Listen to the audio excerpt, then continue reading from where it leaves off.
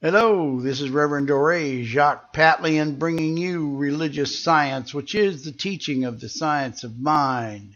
You know, this is a faith, a philosophy, and a way of life, and sometimes we call it the science of mind and spirit because the spirit is the part of you that is eternal. Today, we're going to talk about Living the Christ Mind, Part 4. This is the final installment of Living the Christ Mind series. It's part 4. If you missed any of the previous 3 posts in this series, you can find them by going to my website at wakeupandlive.net. And in the right-hand column of my homepage, you can scroll down and see where it says Recent Posts, and they're all there. Today, let's talk about how to live the Christ mind in our daily lives. How to make it work for each of us every day. You know, the Christ is a state of mind and a way of life. It's not a surname. Jesus' name was not Jesus H. Christ. It's not a man or a woman. Jesus was a man who embodied this state of being in most of his life. Thus, he was given the honorific, the Christ. You and I can earn this advanced degree in spiritual studies if we're willing to change our thinking, our long-held attitudes and beliefs. The old life has to die, and we must surrender to a greater life, a new life. We must move from the lower self of the ego, the me, the mind, from competition to cooperation, to the higher self of the it is, we are, and the I am. We must allow ourselves to stand in the presence of that life force, that divine consciousness that we call God, for lack of a better name. We will, in the words of Emma Curtis Hopkins, practice the presence of God each day. Every minute of our lives, once we're in this life, we're in a constant presence of the deity, the great architect of the universe. In other words, we must learn to know God as a conscious presence in all our coming and going, waking and sleeping, our resting and our doing. This is what the early Gnostic Christians, who probably were the purest Christians purest form of Christianity that's ever existed, understood so well. They called knowing God gnosis because people spoke Greek in the eastern half of the Roman Empire, and gnosis is the Greek word for knowing.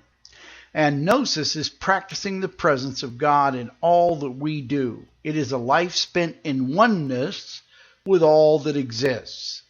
Gnosis is a life in conscious unity with all creation, in which we leave behind the falsehoods of separation, and we embrace fully our divinity. Does this mean that we have to enter a mental convent and renounce the world and its pleasures and joys? Do we have to be an ascetic? Quite the opposite. Reaching the state of the Christ mind is a bit like your first taste of an organically grown peach after years of supermarket peaches that taste more like cardboard than fruit. The pleasures are so much more intense. The colors of life are much more vibrant. The ecstasy of love is so much more transforming because you know that you are not just having sex, but you're practicing the presence of God in a physical act of union. You no longer satisfy the ego and id with your life's activities. You now feed the soul, the heart, and the spirit. To use a sports analogy, you're still playing baseball, but you just got to the major leagues after a life spent in the minors. There's so much more at stake in the awakened life, which is what I like to call the life in the Christ mind. There's so much to experience, to share, to know. Instead of boredom, and so many people are bored today, they just don't know what to do with themselves, your only frustration is going to be that there's only 24 hours in a day in which to experience all that is now available to you now that you're in the awakened life. Life is now lived in big letters. Everyday events take on a new and deeper significance. You move from spiritual childhood, where you take all around you at surface level. Everything is at face value to a spiritual child. And you move to spiritual adulthood, where you see clearly the reason, the intent, and the inner meaning of all that is happening around you. You now know the story behind the story. You even understand that sometimes things that sound horrible to us are actually there for a higher purpose that open a door to a greater good. You have entered the kingdom of heaven right here on earth. There are 3 basic steps that you must take before you or I can make this journey. Number 1, the old way of thinking and living must go. Jesus made a point of saying over and over that we cannot put new wine into old wineskins. You cannot have a new life with the same state of mind that created the old one. Step 1, you must change from the inside out. You have to be the driving force and the motivator of changing your life. Nothing's going to do it for you, not even God. Step 2, take stock of who you really are right now. Do a core belief inventory and take an honest look at what you really believe at the core of your being. This may not be pretty, but you got to look at it, and you must own it before you can remove it.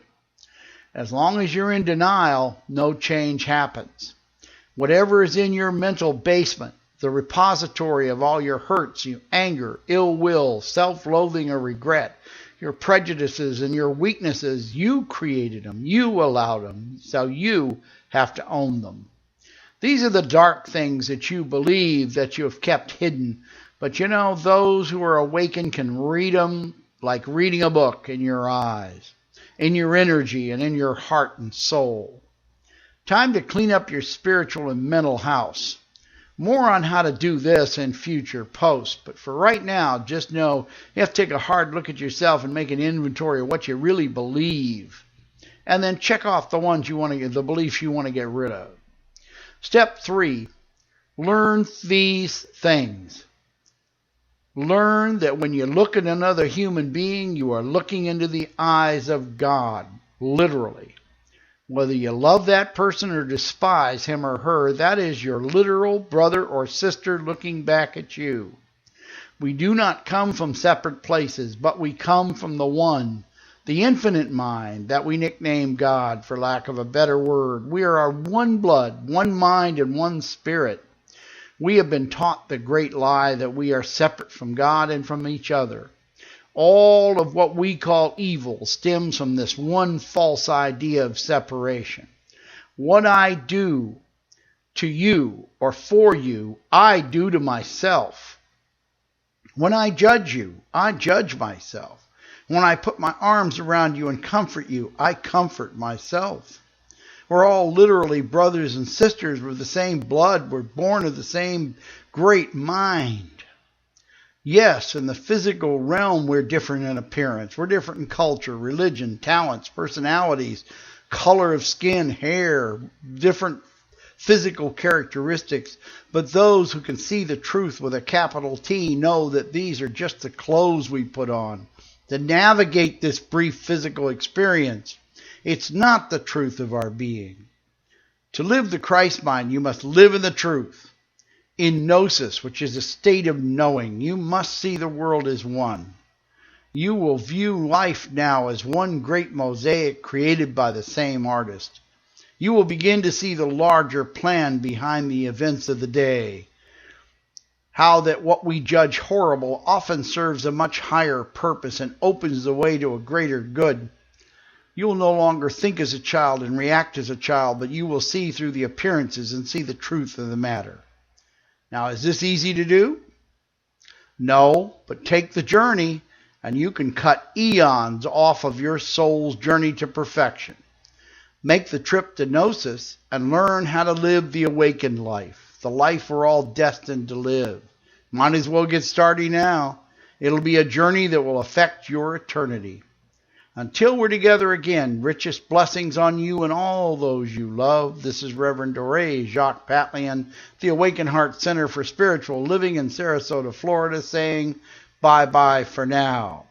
A little postscript, if you want to know more about these great ideas that are contained in religious science, which some people call the perennial philosophy, log on to csl.org, csl.org. It stands for the Centers of Spiritual Living.